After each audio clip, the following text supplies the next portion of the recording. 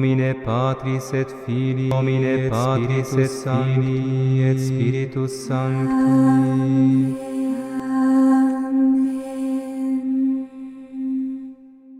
Cerero in Deum, Patrem omnipotente. Bien-aimés dans le Seigneur, Shalom. On peut enfin dire Alléluia. Alléluia. Il est ressuscité. Non, il est vivant. Il est ressuscité. Ah, ok. Bon, on répond quoi? On dit quoi? Il faut qu'on s'entende sur une chose. On va dire, il est vraiment ressuscité, ok? Ok. Il est vivant. Il est vraiment ressuscité. Il est. Merci, bravo.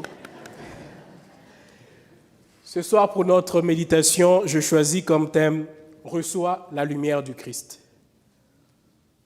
Reçois la lumière du Christ. Vous savez, ce soir, tout a commencé dans le noir, vraiment noir. Et après, on a allumé le cierge pascal.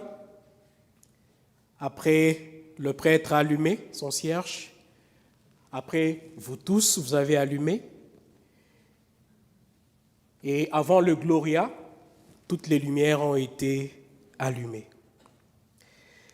Et lorsque Sophie, merci beaucoup, quand elle chantait l'Exultète, j'ai beaucoup apprécié vous voir soulever la lumière du ressuscité. Joyeuse lumière, splendeur éternelle du Saint bienheureux Jésus-Christ. Tout le monde soulevait la lumière. Pour moi, c'était que vous recevez cette lumière avec joie. Joyeuse lumière. Et vous aimiez que cette lumière soit avec vous. Lorsque nous lisons Saint Jean dans son évangile, 3e chapitre, 19e verset, Saint Jean dit ceci. Il dit, « La lumière est venue dans le monde et les hommes ont préféré les ténèbres à la lumière parce que leurs œuvres étaient mauvaises. »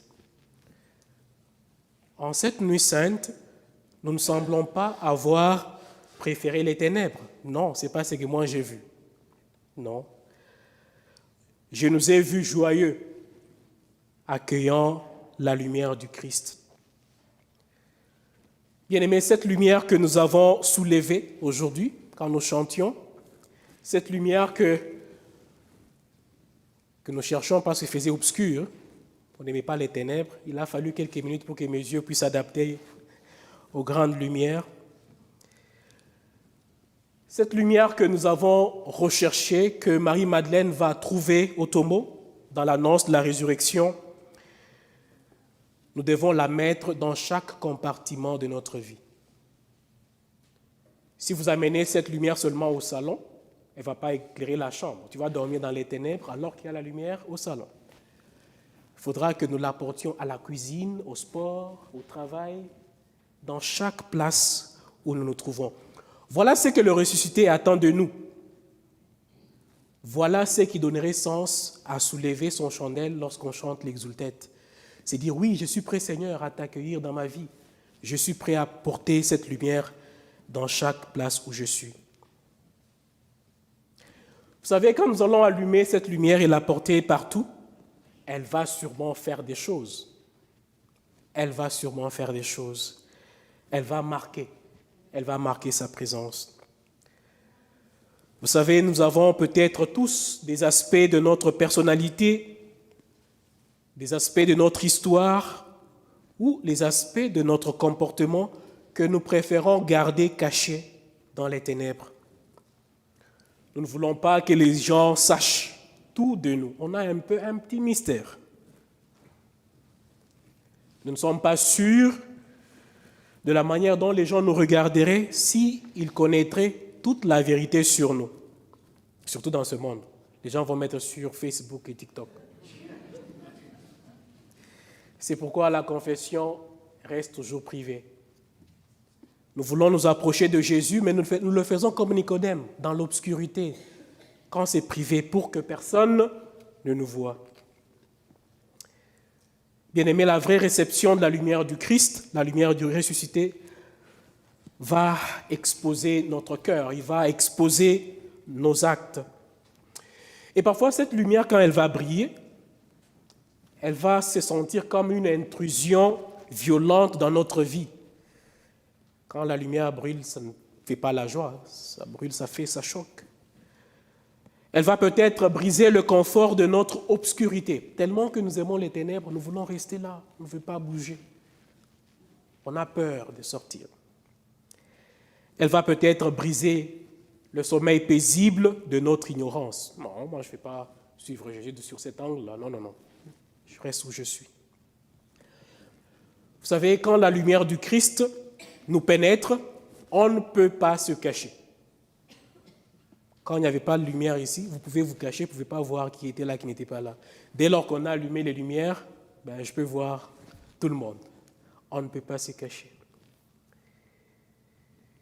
Il est plus facile de vivre dans les ténèbres de l'ignorance que de faire face à la vérité de qui nous sommes, mais surtout la vérité de qui nous sommes censés être.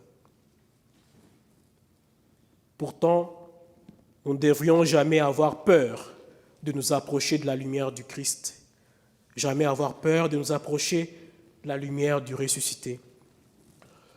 Lorsque les femmes sont venues voir le tombeau de Jésus, elles ont dû s'interroger beaucoup de questions en chemin.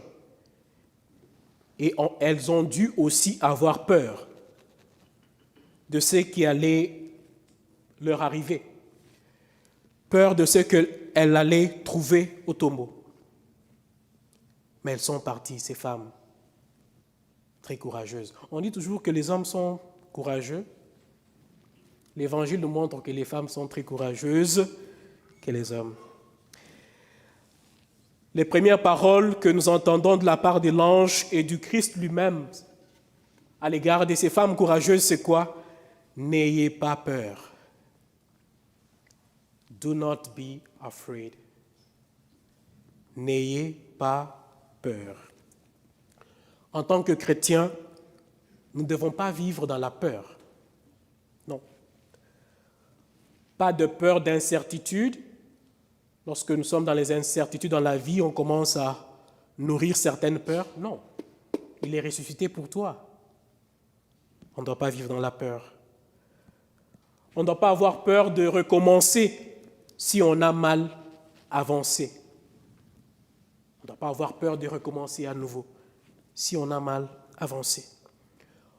On ne doit pas avoir peur de changer de vie si le besoin y a. On ne doit pas avoir peur de parler de Jésus. Vous savez, la devise du Canada, c'est de l'océan à l'autre. C'est ça, non? De l'océan à l'autre. Nous devons aussi parler de Jésus de l'océan à l'autre. Nous ne devons pas avoir peur de rester sur place.